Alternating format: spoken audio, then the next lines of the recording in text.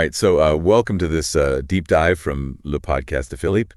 And today we're going to be talking about a really interesting subject, I think, for all of us, and that is the Premier League and what it has in common with artificial intelligence or AI. And we're going to really focus on how AI is being used to enhance the game right now today. Okay.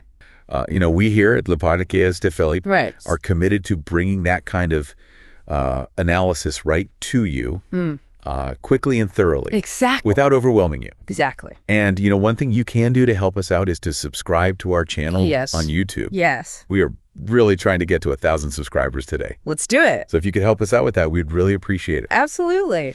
But let's talk about this this really interesting intersection of the Premier League and AI. Right. What they have in common. The most obvious example that's happening right now is this semi-automated offside technology, which everyone's calling ACO. Yes. Yeah. This is the big thing right now. It really is. Yeah. It's where you see these two worlds kind of collide in a fascinating way. Right. And this isn't something that's hypothetical. Yeah. This is something that is in place in the Premier League as of the 2024-2025 season. Yeah, absolutely. And it was actually implemented after a unanimous vote back in April of last year. Oh, wow. So it's interesting to see the league take that kind of considered approach to adopting this technology. Yeah. But following that vote, it was carefully planned, and SEO officially went live on April 12th during match week 32. Wow, so recently. Very recently, yeah. And the match between Manchester City and Crystal Palace holds the distinction of being the first Premier League game to utilize it. Okay, so for those of us who aren't quite sure how this works, how does the AI within SAOT actually function? Sure. So the system operates through a really sophisticated network of cameras. Okay. And these cameras are strategically positioned beneath the stadium roofs across all the Premier League grounds. Right. And they're engineered to track a huge amount of data, specifically 29 distinct data points. Wow, 29. 29 data points on each player's body, concentrating on their limbs and extremities. Okay. And at the same time, they're monitoring the movement of the ball, of course. Right. And the capture rate here is actually quite impressive. Okay.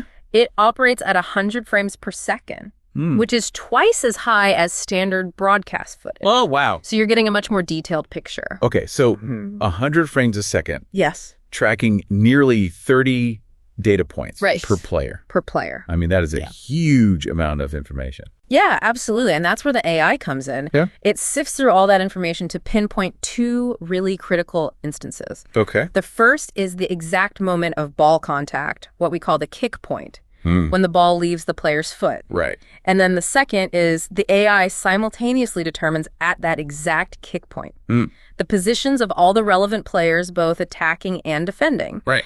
And based on all of this, the system then automatically generates the offside line. Oh, wow. Anchored to the position of the rearmost defender. Okay.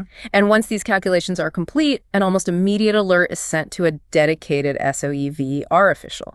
Okay, so it seems like the AI is doing a lot of the heavy lifting here. It is, yeah. But, we call it semi-automated offside technology. Yeah, yeah. So what role do human officials still play? A very important role. That semi is crucial. Okay. So while the AI proposes the kick point and establishes that offside line, the human VAR officials still have to validate those AI-generated proposals.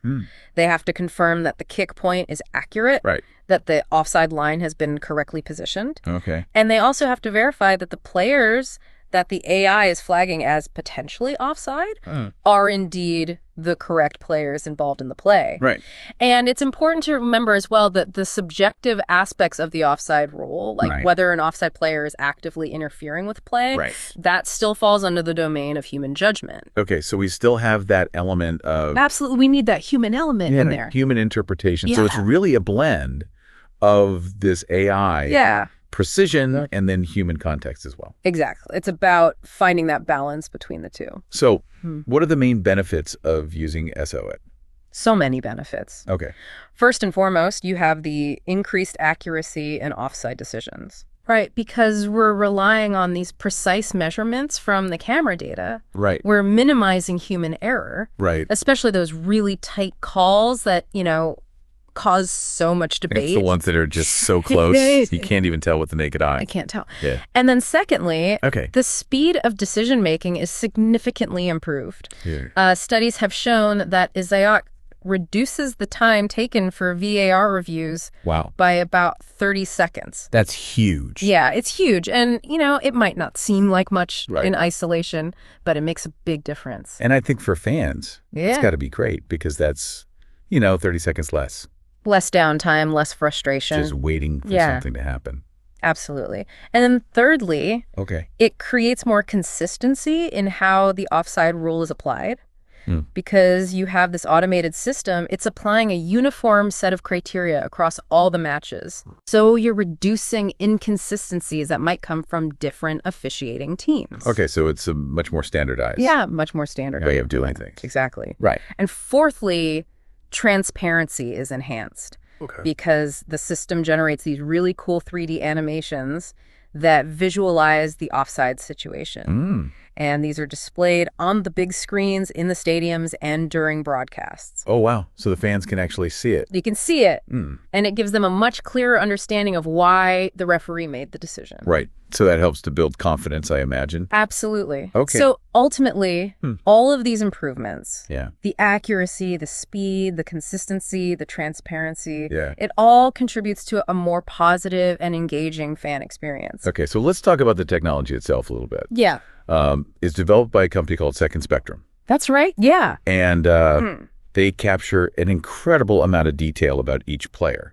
Yeah, it's incredible. The Second Spectrum system can capture up to 10,000 surface mesh data points per player at any given moment. That's incredible. Yeah, it's like creating this super detailed 3D model of each player. And it's a huge step forward from the previous Hawkeye system. Okay. The goal here is more precise and crucially faster offside rulings. Right. So this isn't really the first time we've seen this kind of technology in football, right? No, it's not. I seem to remember it being used in some other Yeah, you're right. big competitions. Yeah. One of the reasons the Premier League was so confident adopting SAOT is because of its successful track record in other tournaments. Right.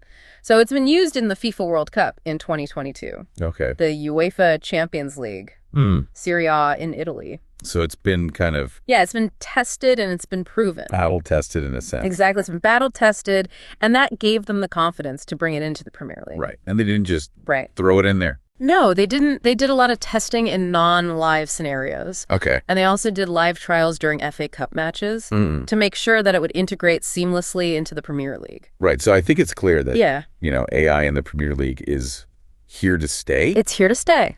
And quality is really a good example of that. Absolutely. The main convergence point is really in officiating. Right. And AI is playing a key role in making those crucial decisions more accurate and faster. Yeah. And it seems like the ultimate goal is to just make the game better for everyone. Exactly. Especially for the fans. For the fans. Less delays and more transparency. Absolutely. Yeah. I think those are all really positive things. Yeah, for sure. Speaking of positive things, one thing you can do that would be really positive is to subscribe to Le Podcast de Philippe on YouTube. Right. We are really trying to reach 1,000 subscribers today. Let's make it happen. So that would be a huge help. But before we go, I want to leave you with a final thought. Okay. How else might AI be used to change the game? That's a great question. Not only in football, but in other sports. Yeah, and other aspects of life. Right. So just kind of think about that. Yeah. And we'll see you next time. Take care. All right.